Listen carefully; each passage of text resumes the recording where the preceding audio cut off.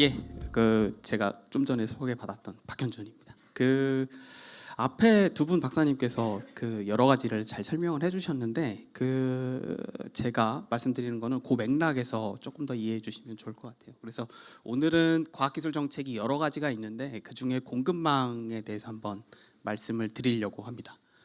앞에서 다른 박사님들이 여러 가지를 설명해 주셨는데 결과적으로 보면 강론입니다. 여기를 다 하나하나씩 깊이 연구하시고 있는 것들이고요. 그래서 사실은 보면 AI로 말씀하셨는데 거기를 더 깊이 연구하시고 있는 게 탁세한 박사님, 그리고 거기에 모빌리티를 접목을 하고 계신 거고요. 그리고 뭐 여러 가지가 있습니다. 뭐 에너지도 있고 우주도 있고 뭐 로봇도 있고 반도체도 있고 여러 가지 분야가 있습니다. 그래서 앞에 김 박사님께서 말씀해 주신 것처럼 결과적으로 과학기술정보통신부 장관이라면 어디에 투자할 거냐라는 질문으로 다시 회귀하게 됩니다.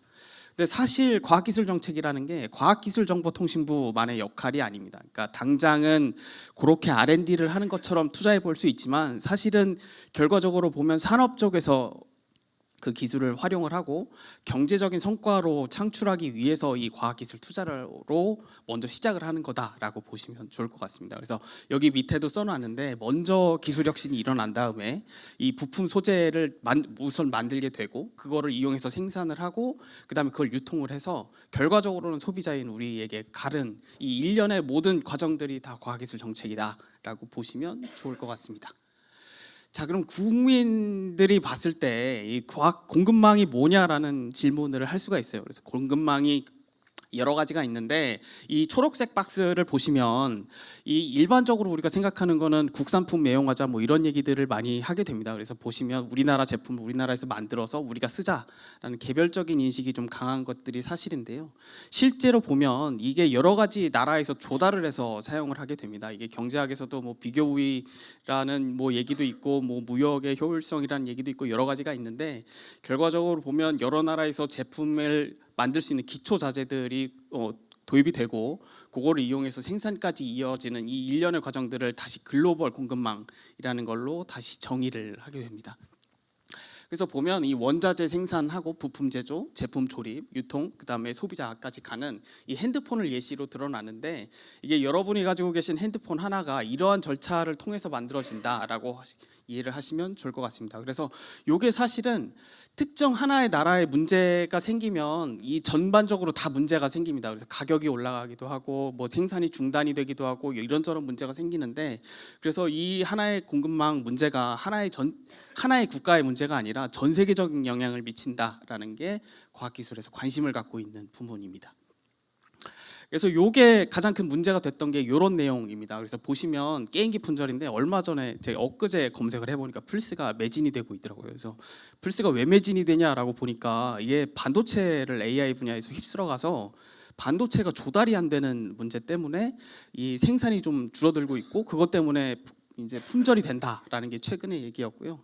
그 자동차도 반도체 때문에 생산이 좀 중단되는 경우도 있고 그리고 코로나 같은 경우에는 이 마스크를 못 구해서 굉장히 힘들었던 적이 있고 그리고 그 물류가 못 움직이다 보니까 항구에 저렇게 컨테이너가 막 쌓이고 못 빠져나가는 문제들이 막 생기게 됩니다. 그래서 이게 하나의 문제가 아니라 이 공급망 전체의 영향을 흔들 수 있는 문제로 다가오게 됩니다.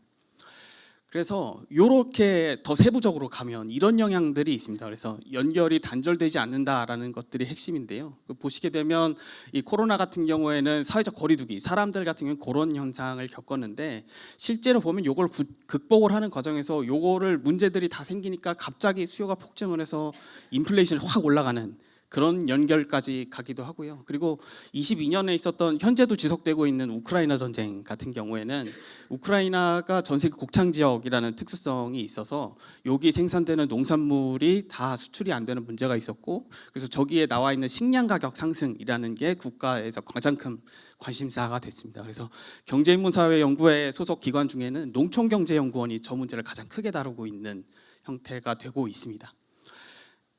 그래서 그럼 한국은 어떻게 되느냐라는 얘기를 해볼 수가 있을 것 같은데 한국도 공급망에서 굉장히 큰 영향을 담당을 합니다. 그러니까 이미 잘 알고 있다시피 요새 삼성이랑 하이닉스가 난리가 나는데 거기서 만들고 있는 반도체가 전세적으로 영향을 미치게 되고요. 그래서 반도체가 생산이 중단이 된다 그러면 여기 나와 있는 뭐 AI도부터 시작해서 클라우드, 뭐 자율주행, 스마트폰 다 영향을 주는 그런 상황이 되고, 그리고 배터리도 하나 예를 들면 에너지 부분에서는 뭐 당장 전기차에 들어가는 배터리가 문제가 될 거고요. 그리고 심지어 거기 ESS라는 에너지 세이빙 장치도 하나 문제가 될 겁니다. 그리고 거기에 들어가는 뭐 재생에너지나 공장에서 쓰이는 스마트 로봇 같은 경우에도 굉장히 큰 문제로 다가오게 됩니다. 그래서 한국도 공급망에서 영향만 받는 국가가 아니라 전 세계적으로도 굉장히 큰 영향을 주는 국가다라는 걸 아마 확인하실 수가 있을 겁니다. 자, 그러면 이제 요게 어떻게 대비를 해야 되느냐라는 얘기로 관련이 되는데, 우리나라에는 산업부에서는 뭐 산업재편을 하자라는 얘기를 합니다. 그래서 당장은 이게 어려운 얘기지만 사실은 시간을 갖고 좀 준비하자가 산업재편의 얘기고요. 그리고 과기부 같은 경우에는 기술 경쟁력을 좀 높여보자라고 연구 개발을 열심히 하자라는 얘기로 갑니다.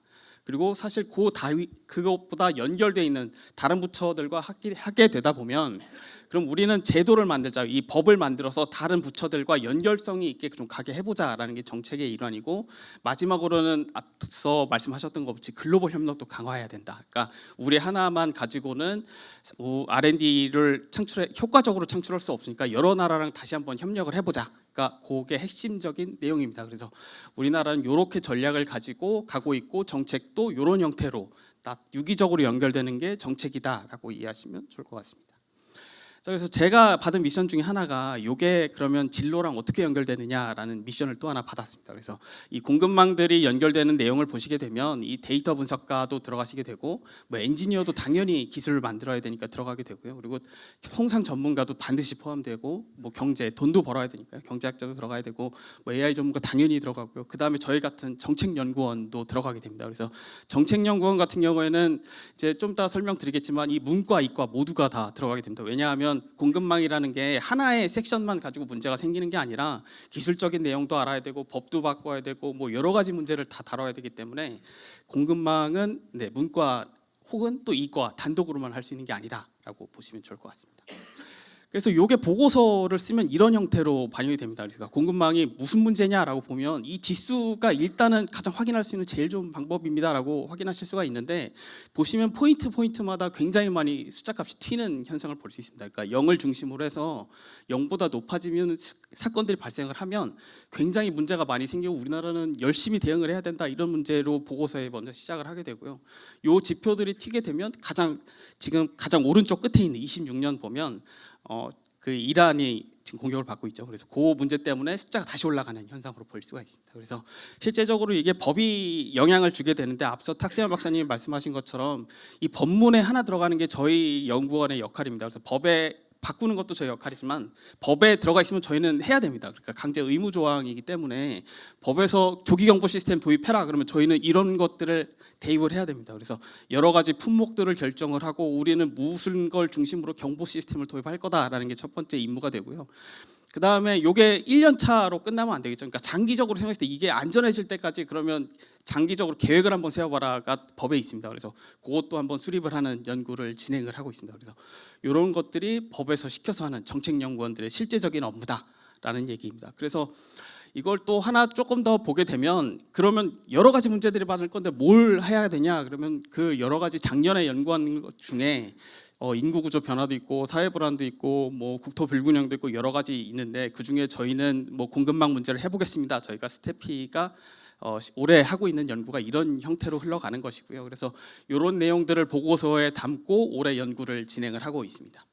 그래서 사실 보게 되면 이 정책이라는 걸 그럼 어떻게 구현이 되냐라고 보시게 되면, 이 오른쪽 상단에 보시면 정책 공급망 정책이라고 제가 표기를 해놨는데, 각 부처에서 저런 형태로 우리는 이런 정책을 피겠습니다라는 문서를 발표를 하게 됩니다. 그래서 이런 것들이 각 부처에서 발표를 해서 부처의 역할로도 다가오지만, 여러 가지 부처가 협력을 해서 진행을 하겠다, 그리고 대통령까지도 나서서 우리는 이렇게 하겠습니다라는 형태로 나가게 됩니다.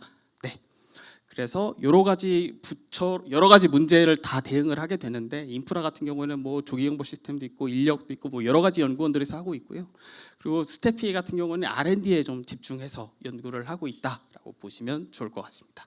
네, 제 발표는 여기까지입니다.